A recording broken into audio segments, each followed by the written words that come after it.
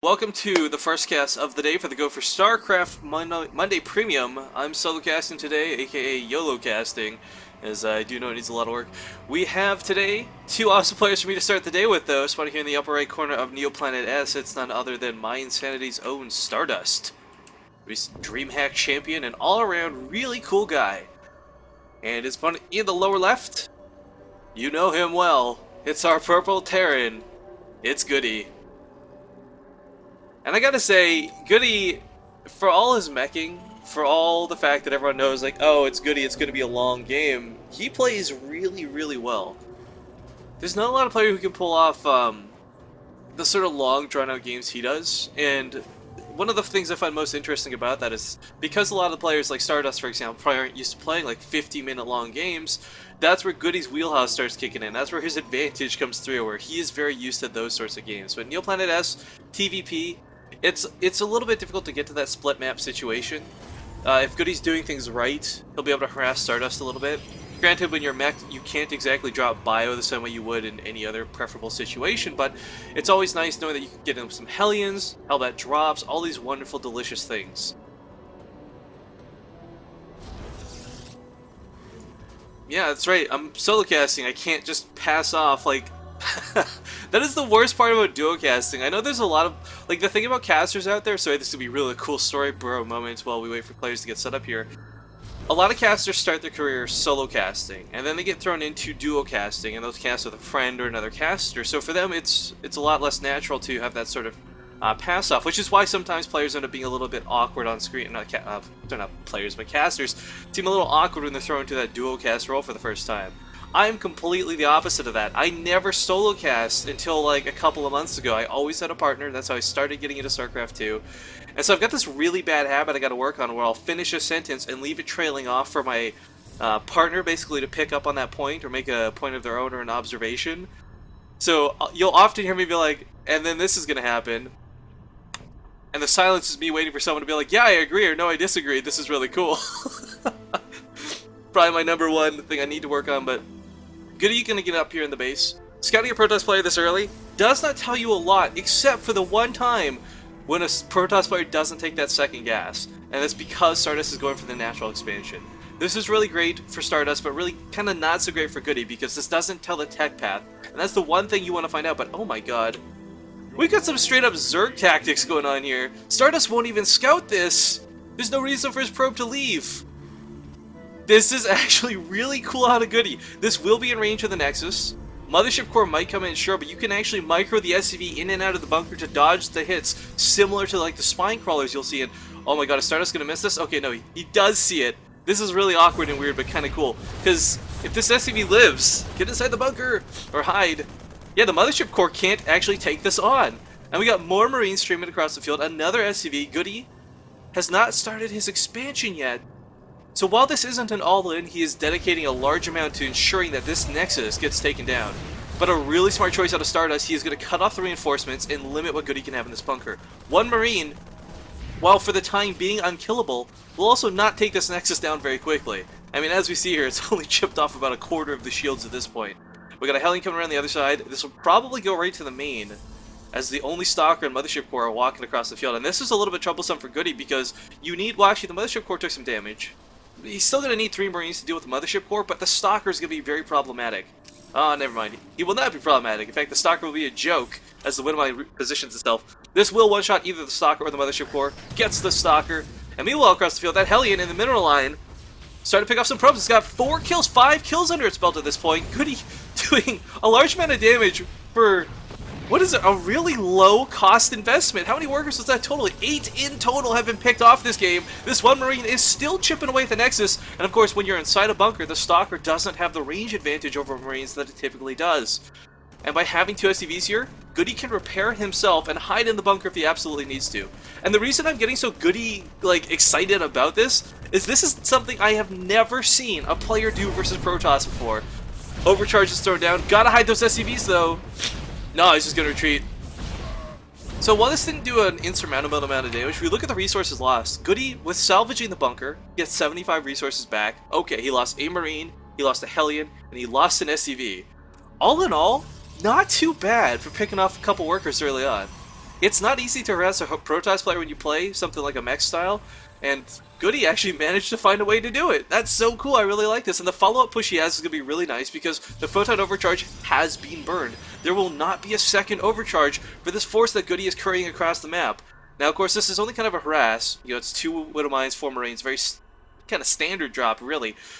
But right now, Stardust really doesn't have anything that can deal with it too well. He's cranking out that Observer. I think he smells blood. Okay, there's actually already one on the field, but he smells that there's going to be something cheeky following this up, and rightfully so, because GoOdy is going to come in here and should actually, if you boost in, we'll get in here before the cannon completes. Might be able to pick up a couple probes. Widow Mines without drilling claws, though, they do burrow very slowly, and you can pull away from them. But the Marines should be able to pick off a kill or two. Yeah, Stardust is on the ball here with his reaction time. Sees this immediately. He's already got the Observer in place. Hit the Mothership Core! Oh, trying to snipe off the Observer. Gets the Observer, so now the Widow Mine and the Natural is actually protected. Oh, except for the cannon that completes. Totally forgot about that, even though we just covered that. So Stardust holding off the aggression here very nicely. Now GoOdy did make a command center behind this. He didn't turn it into an orbital first. A little curious on that choice, but with the armory follow-up to this, we may see him start moving into Hellbats. And one thing here that's actually quite precarious and funny is another really well-renowned mech player was recently cast playing against Stardust. For those who missed it, in the Zotac Cup last week, we had HTO Mario square off against Stardust, and the one thing Mario asked, like, he lost the series and he lost gracefully, but he asked Stardust at the end, like, what could I have done differently? Like, why did my mech not work versus you? And Stardust's response was, you didn't do any or really much harass at all. And that's kind of the opposite here. GoOdy coming back in, gonna try and poke in. Oh, Medvac gonna get away with 7 health. But I mean, while he's not doing a ton of damage, that initial push, that first Hellion, trying to drop like this, these are all tiny things that are making Stardust stay at home instead of push across the map, put down a ton of proxy pylons, and set up for some sort of massive assault. Now, the one thing I am a little concerned about here for GoOdy, his worker count is fairly low. He waited a long time to get his expansion up, perhaps dedicating a little too much to the harass that he didn't maybe be able to get enough damage for. We'll have to see. Because, of course, when Hellbats get into the field, things change quite dramatically. It doesn't take much skill to be able to do a lot of damage with Hellbats. Now, that's not to say GoOdy is not a skillful person, but it's really nice kind of having that, look, I don't need to focus all of my attention on his drop to get effective damage off. And oh, Stardust with this Observer, dodges past the turret. He, of course, already took a hit from it earlier, didn't want to take more. And now that he's got this position into the base, he can see everything coming out of GoOdy. He sees the extra factory, he sees the Hellbats idling there. He's going to know drops are coming in. In response, we actually have another cannon coming down. Where is the native cannon? Is that the natural? Third base? Oh, it is at the natural. So Stardust does not want to get caught off guard at all. Now, while the cannons do great, what they do is they snipe off the medevac, so the immobile Hellbats are forced to fight. But if you drop 4 Hellbats on a cannon, they will take that fight. They will take out that cannon, albeit barely. It depends a lot of the targeting too, because especially if the cannon's targeting the Hellbats instead of the medevacs, then, well, GG. But Hellion gonna get up here, will scout for GoOdy. It's not gonna get any workers, there's nothing saturated yet, but he sees that the base is up and running. And this tells GoOdy one very important fact. This is 500 resources dedicated to an expansion. You didn't see the cannon, but it's even more so. But what that basically means is that's 4 less Stalkers on the field, that's 2 less Immortals. These are units that could have been on the field that GoOdy could have tried to push with. Not saying he would or should, but that's the valuable nature of scouting information. You know what your opponent has dedicated his resources to, and you know the ways he's going to not have because of this. And Stardust too, you know what? There's some players who might not even put a single cannon in their mineral lines. I like that there's 2, and this is specifically for the Hellbat drops that I think he sees are coming, but GoOdy loading up a tank. Awkwardly, does unload it, going to start to move out with this. And the force that GoOdy has is not a bad one, but it's kind of a mismatched one, because Stardust has got these Immortals that are going to shred through the tanks, and that's going to be really nice. But the Immortals are not going to shred through the Marines, and they're not going to shred through the Hellbats.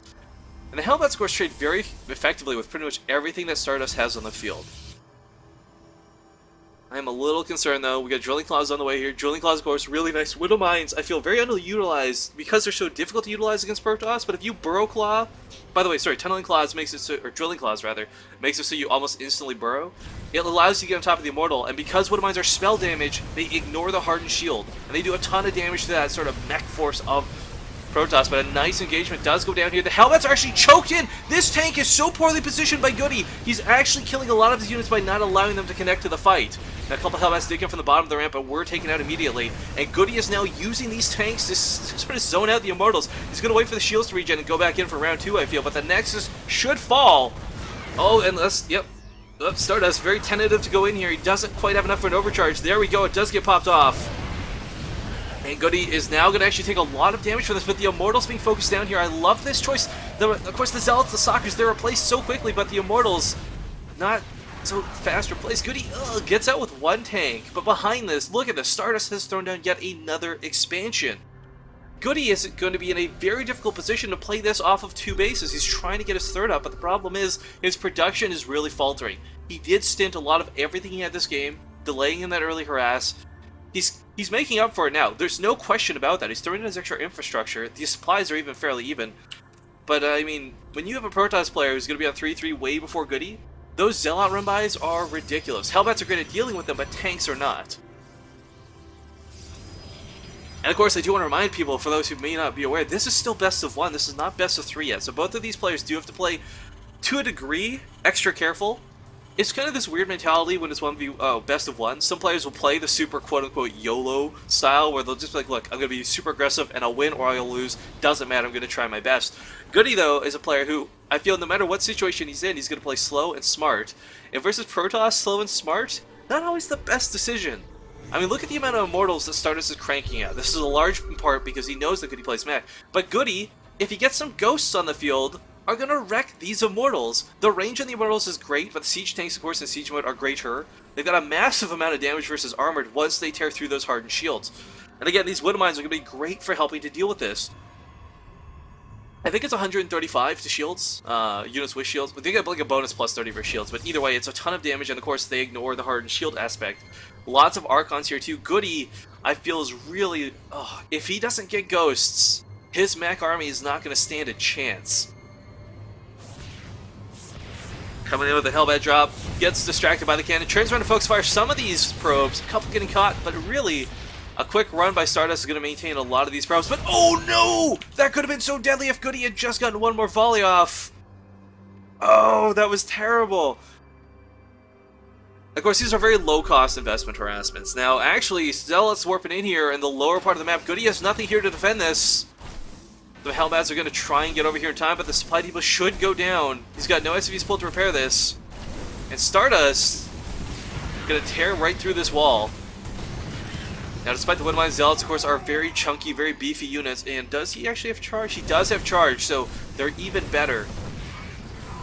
But pushing here through the north now is Stardust, coming with his main army. And there's a lot of Archons and Immortals with this. Almost, I feel, too many. And he's going to keep harassing here at the south, and GoOdy's on the wrong side of the wall to deal with these Hellbats, or the Zealots, and here we go. Siege tanks are only half sieged. Widow Mine's going to move up into the army if they can get that drilling claw, the tunneling claw, sorry, I always call it the wrong name. If they can get right on top of the army and just burrow, we're going to see a lot of explosions go off and a lot of shields melt. But hold the phone, what is this? GoOdy is producing 2 warp prisms at a time? I'm really curious what he plans to do with this. Double sort of drops could be really cool. Oh no, this wall's gonna get taken down again. This single Hellbat GoOdy is bringing is not gonna be enough to stop these Zealots. Gonna need SCVs to repair or something. So while the damage is nice, 36 versus light, Zealots also do a good chunk of damage themselves. GoOdy now moving out. He's gonna lose this base if he doesn't react. Okay, 3 Hellbats are on the way. We got Gravitic Drive coming up. This will increase the movement speed of the Warp Prisms quite significantly. And is GoOdy gonna go for a base trade? Burrowing all of the mines here. What a massive clump. That's quite curious. He has this force at home he has to worry about. A lot of these Archons are low, but they're not dead is the problem. The Warp Prism will allow some instant warpers into the base of GoOdy, and if GoOdy loses his production, he's going to be out of this game regardless of how many bases he has on the field. And it looks like Stardust is just going to push in here. GoOdy now going to say, oh crap, you know what, I do need to come home. I did not realize just how dangerous this was. Now, so Widow Mine's actually very nicely positioned. If you could bait the Immortals to walk right on top of them, this could be huge. First Immortal going to go down immediately. Second one as well. Archon evaporates on top of this. Most of the Widow Mines have been set up, but here comes round 2. GoOdy's reinforcements streaming to get in here, but he's going to get choked at the top of the ramp. The Immortals are going to focus down the armories, the supply depots, and again, all GoOdy has to do, if he holds this, he's going to be really nice because he'll have taken down the army of Stardust. But if GoOdy loses any of his production, if his factories go down, if his armies dissipate, he's going to be in a lot of trouble trying to recover out of this. Siege tanks now kind of coming in here. Most of the Hellbats are gone at this point, and a Zealot Warpin has actually ravaged the third base with this going on. Paired with a Dark Templar, I think GoOdy's going to lose this game, guys. He's got a lot of Widow Mines here, but he's losing everything. Oh, the Widow Mines are not in range to really hit anything. A couple of Immortals might get hit here, pecked off, if you will, but Still nothing too crazy. Dark Templar is here and all of the orbitals are lifted. He has no power to scan. Good game is called, and Stardust will advance to the quarterfinals.